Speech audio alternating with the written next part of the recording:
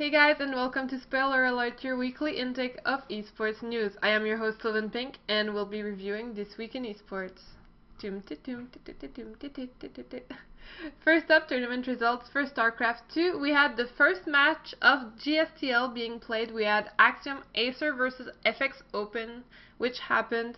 That is on GUM TV's GSTL, which is the global StarCraft 2 team match league. And it is a best of 7 all kill format, and we had the start of Acer Innovation. He made his debut in Acer and it was really impressive. He did an all kill on FX Open, which, I mean, we all know Innovation's good, but this is pretty sick to start off with. He defeated Hurricane, SC, Seed, and my lovely baby Lennox, which is still one of the really good players out there. So this is a great start for the Axiom Acer season. If you do want to watch one game, I recommend you Game 2 versus SC. It made for a really high quality TVT. Another news in the SC2 universe, we have Naniwa's shocking loss. People didn't expect that coming from him, considering he's one of the most successful non-Korean pro gamers out there. And he's been eliminated in the round of 32 of the WCS EU by 4GG and Targa, who people didn't expect to win over Naniwa, really. So that was a big shocker. And now, in order to maintain his spot in the WCS Global Finals, which he's obviously hoping to accomplish, he's going to be needing to remain in the top 16. And now it's going to be really much harder because he's not going to be able to collect the points from WCS EU. And it means he's going to have to perform really, really well for DreamHack Bucharest and the Red Bull Battlegrounds in New York City. And if he doesn't, he's probably not going to make it to the top 16, which would not be ideal for him, obviously. In other news, in the League of Legends world, we have the Riot Season 3 Summer LCS going on. The North American playoff had over 200,000 concurrent viewers on Twitch TV. Cloud9 has proven to be one of the best teams out there. They came out undefeated in the playoff brackets. They led the chart with an impressive score of 25-3. So they obliterated TSM in the finals, taking $50,000 prize money and ended up with a 90% win rate throughout the whole LCS any summer. So that is really impressive. So we're gonna have to watch out for them to see if they're gonna be our future Season 3 champions or not. Second place was taken by Solomid and third by Vulcan. In Halo 4 news, which I don't usually cover, we had a big tournament happening at PAX last weekend. There was the finals of the Halo 4 Global Championship.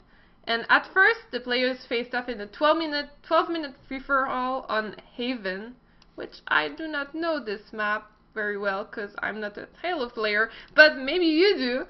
And with only the top 4 advancing, and Ace made an impressive comeback. He made a sudden death against I Got Your Pistolet. I don't know if that's how we pronounce it. Anyway, you can find that out on YouTube. Apparently, it's a great match. I will be watching it, and you should be too. I just didn't have time so far. But I researched it, and I've heard this is the greatest. And that guy, Ace, won $200,000, which is huge for Halo. Considering that game has not been on the radar all that much lately. It's pretty impressive. So yeah, check out that match. I'll check it too, and tell me in your comments what you think of it. Apparently it's pretty epic. We had a sudden death. Anyway, other tournament updates, which are not results. We have MLG NA Dota 2 league details, which recently came out. The league will be happening from September 4th through September 30th. There's going to be 8 teams. 3 will receive automatic invitations, and 5 will qualify by way of the open qualifier. The top 4 teams in the MLG Dota 2 and A League will advance and compete live at the MLG Fall Invitational. Yes, at the Full Sail on October 18th. And the MLG Championship in Columbus, Ohio will be held on November 22 throughout November 24th. Besides that, we have DreamHack Summer. Yeah, that made the headlines quite a bit on every subreddit. DreamHack Summer 2014 and MLG Anaheim 2014, who happened to be scheduled on the same dates. So at first we had DreamHack, which has been announced since forever ago, and then MLG announced they were gonna hold their championships on the same dates, and then everyone freaked out, and then, plot twist, MLG Anaheim cancels this and changes its dates so it doesn't coincide with DreamHack anymore. So this seems like quite a mess. I don't know what you guys think about it. I think it's nice that both tournaments won't be there on the same day, but I mean, this is just weird to announce dates and then change back. Like, didn't you think of this before? Anyway, I'm not here to complain, but this just looks weird. It doesn't look this good. Anyway, so we have also on other news, we have Samsung Can negotiating with MVP to acquire its roster. Considering the OGN finals and the Season 3 World Championships are approaching, Samsung Can seems to be wanting to get a new League of Legends team, kind of buying their way into it, but I guess whatever it takes, right? And yeah, if the deals goes through, that means it might affect Dota 2 and StarCraft MVP squads, which would be joining up with the Samsung Can. And rumor has it the whole team would be bought for about $300,000 to $500,000, which is quite an impressive amount, so this sounds good to me.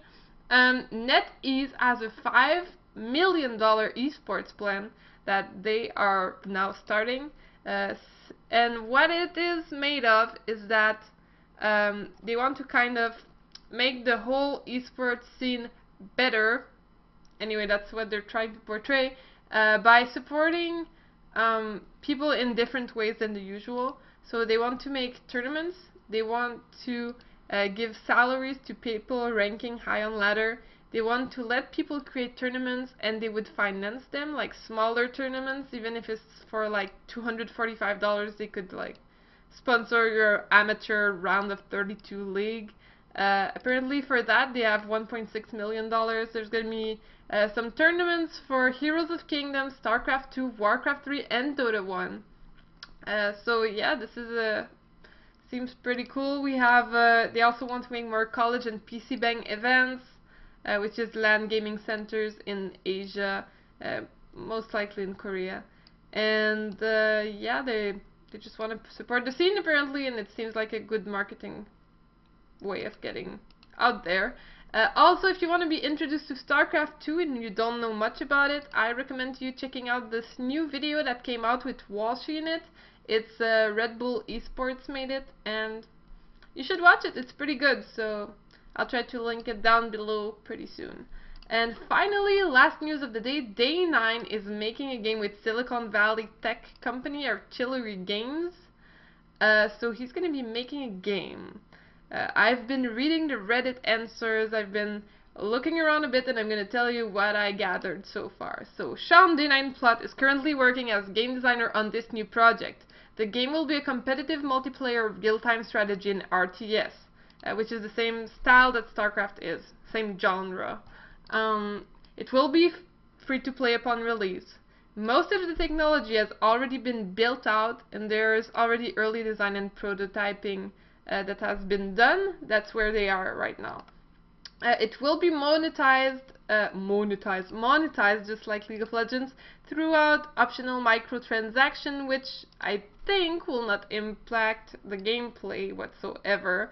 Rumors say it might be more focused on team play than StarCraft. The developers are making something more intuitive, with the focus being more micro and less macro than StarCraft 2.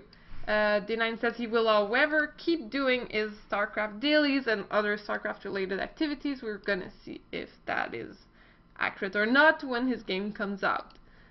Also, he says that the RTS space has been surprisingly underexploited, versus the FPS scene, which basically puts out 30 titles every year. So we're gonna see how that pans out. What do you guys think? Give me your comments in the region down below, and make sure to like this video and tell me how to improve on it. I'm gonna do my best to up the quality as the weeks go by. Sorry I don't have more time to make sweet editing and all that jazz, but I'll do my best. I'll keep at it. Livinpink, signing off.